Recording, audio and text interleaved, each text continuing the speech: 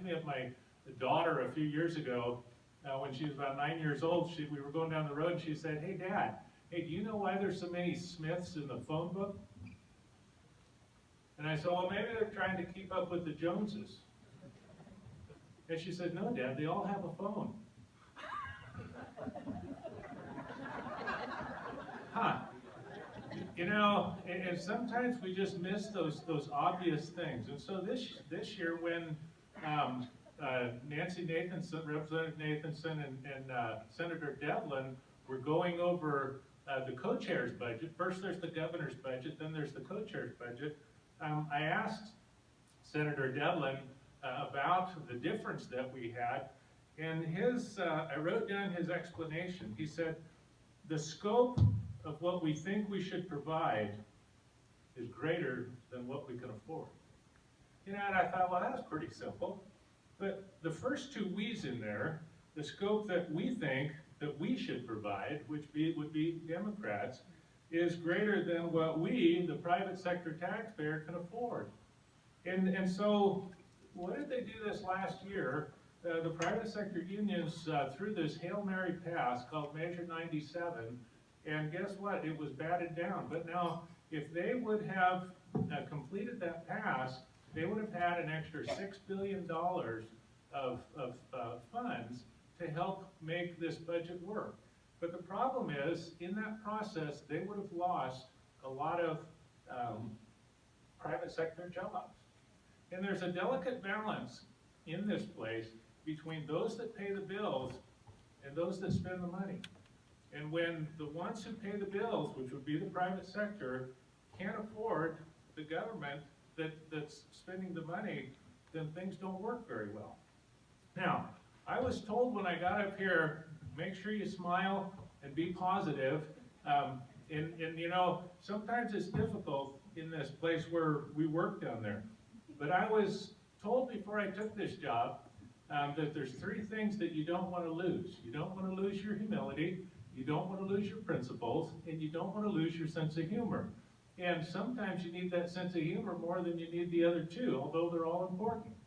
And so if you see some of us up here kind of laughing when we see Oregon running off the rails, it's just because we're trying to keep our sanity.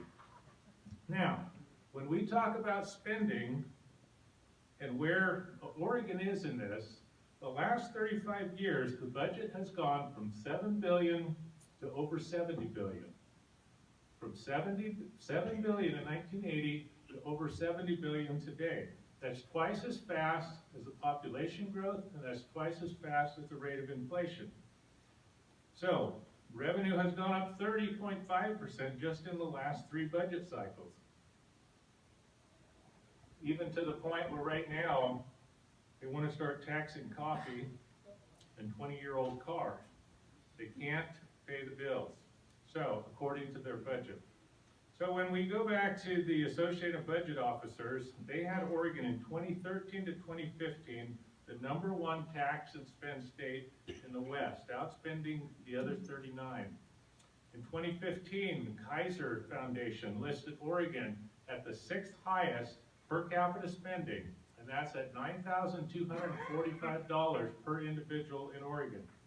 If Measure 97 would have passed, we would have been at #4, right behind Alaska, Wyoming, and North Dakota, all gas and oil-rich states. So someone said, well, be careful when you talk about per capita spending, because every state's a little bit different. And so when we look at that, we find that Oregon has a population of about 4 million people. That's 4 million people that puts us right at number 27 compared to the rest of the states. Our GDP is right at $228 billion. That puts us right at 25th with the rest of the states. And the federal spending, the amount of money we get from the federal government, puts us right at 28th. So in all of these categories, we're right in the middle, but in our spending, we're right at the top. Do we have a spending problem? Yes, we do. And so when we talk about a shortfall here, as the last panel discussed, it's not a shortfall, it's a spending problem. So, the rich states, poor states, has us ranked at number 9 right now as far as our economic outlook, going to number 41. In business and labor, you know, I come from a business background, and I asked the speaker, this is my second term, but in the first term I asked her if I could be on business and labor and ag and natural resources. Both of them very important to my district up in the Northeast. And so I did get on both of those. And it was very frustrating in the first year in business and labor when we continued to produce these bills that laid burdens on the business sector. And so my wife over here telling me how much time I have left. So, you know, I came over here as a business person to try and make this state a more business-friendly state, and it's been very frustrating.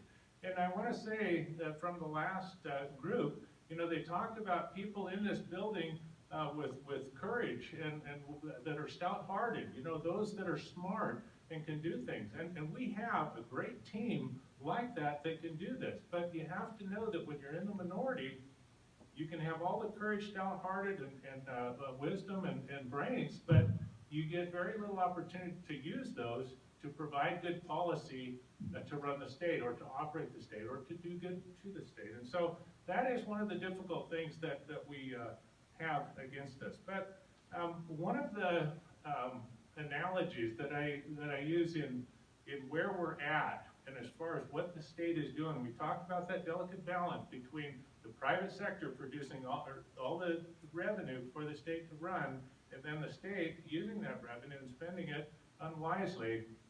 And as we continue to put burdens on the private sector, we continue to restrict the businesses. And so it's kind of like an engine, and the engine needs to breathe, and it has an air cleaner. And I was once talking to an engineer, he said, do you realize as that air cleaner gets more clogged up with dirt, it becomes more efficient? I looked at him, I said, well, how does that work, you know? Well, he said, as it gets plugged up, the orifices, the holes in this air cleaner media, they continue to get smaller and smaller, and it keeps smaller particles out. Well, never mind that the engine can't breathe, but that's what we're doing to our economy. The more regulations that we put on this, the more we plug up that air cleaner, the less the small businesses, our economic engine continues to shrink down and it can't produce. And so, again, the last panel, I love these questions that the last panel had, because what we have is an engine in our economy that needs to breathe freely, and it needs to run, and it needs to produce these good paying jobs in order for this economy to work.